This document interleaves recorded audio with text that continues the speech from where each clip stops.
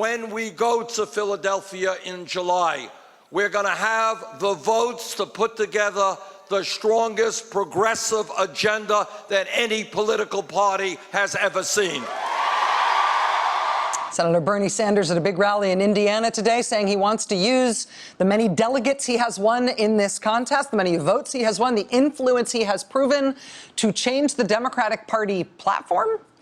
Joining us now is Joy Reid, MSNBC national correspondent. Joy, it is great to see you. Thank you for being here. Always great to be here. So the Sanders campaign also announced today that they're laying off more than 200 staffers. That's an ominous sign in any campaign at any time. Do you have some, I understand you have some reporting today on sort of how this went down in the Sanders campaign. Yeah, apparently it was a very brief phone call. I spoke with one Sanders, soon-to-be former Sanders staffer, who described it as only about a 5-10 minute call that this staffer described as rather abrupt. It was Jeff Weaver on the call. And it was like a conference call, so they had lots of staffers on. Exactly. It was a conference call where they had lots of staffers on to announce to them that, you know, they would no longer be on the campaign, that people's travel, et cetera, was going to be on hold. And this staffer said that there are many people who were very upset, people who really believed very much in the Bernie Sanders campaign and who were very disappointed that the senator didn't get on the call. It was Jeff Weaver who actually led the call. I have an email into the campaign to find out if the candidate plans to reach out to some of these staffers, but some of them are upset. They're saying, you know, they're getting paid $15 an hour. People were counting on the campaign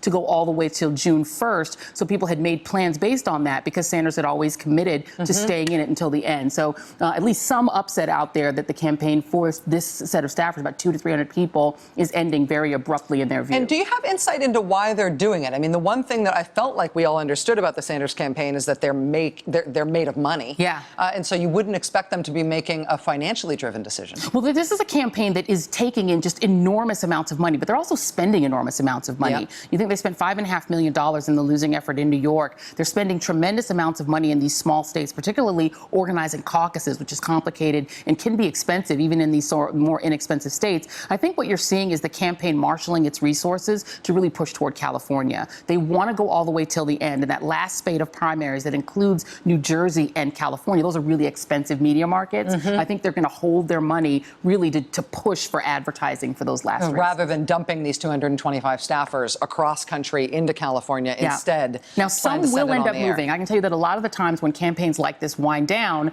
people may be off for a moment, but then may be recalled and sent to other states. That's not atypical, even of well-funded campaigns, to sort of suspend things temporarily, but then some staff, and I've actually spoken with 1 or 2 people who may end up moving over. So not everyone is going to be out of a job, but there are some people who will staffers be. Is 200 staffers. Let me ask you also about the way that the Sanders campaign is talking about its influence. I'm casting a little side eye at the importance of the party platform because I went back and looked at the last few party platforms and it was all news to me. Just it isn't a substantive thing in terms of actually controlling politics. Are there other sort of structural things or more significant consequential things that the Sanders campaign could be going for or might go for with the influence that they've gained? Yeah, and you know, it's interesting. I've been thinking a lot about this. I've been sort of obsessing about this over the last month or so when it's become pretty clear that the math is really not going to change for Bernie Sanders. It's been quite a while that the math has been only going in one direction. And the real model for what he's doing really is Jesse Jackson. In a way, he's sort of a photo-negative Jesse Jackson, right? His base is not diverse like Jesse Jackson's,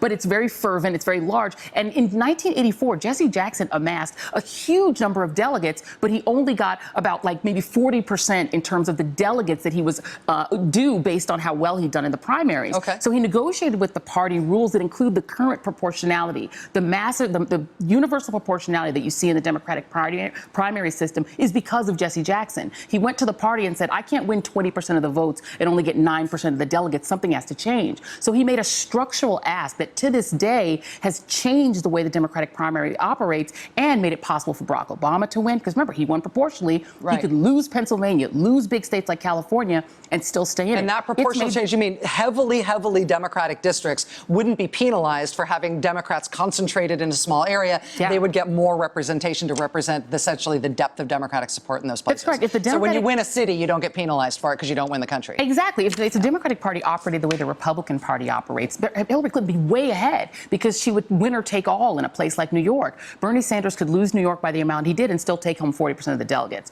So making a structural ask like that would be Yeah. the real long ball for the Sanders campaign, getting rid of superdelegates, Superdelegates is something what I like was that. thinking, too. It's going to be tough because I think that the Clinton campaign's position has hardened somewhat because of the negativity over the last several weeks. But that would be something he might want to look at. But then again, think about it. If you change these Jackson-era rules, it would hurt the next insurgent campaign. Those rules helped Bernie Sanders. Right. You want So a campaign that pushes. He's going to want a campaign of some sort of structural change that pushes the party in a more progressive progressive direction, while not hurting somebody who's an outsider like him, who's been able to use things like superdelegates and other things in a way that might help them. And I think if you had to predict one thing they'll try to do is they're going to try to open up these primaries in states. That's not something the party can just impose. Those are statewide Democratic decisions. He's going to be tough to get because I think Democrats like their system the way it is, and Hillary Clinton, who they wanted, is winning under it. Change is hard. Yeah.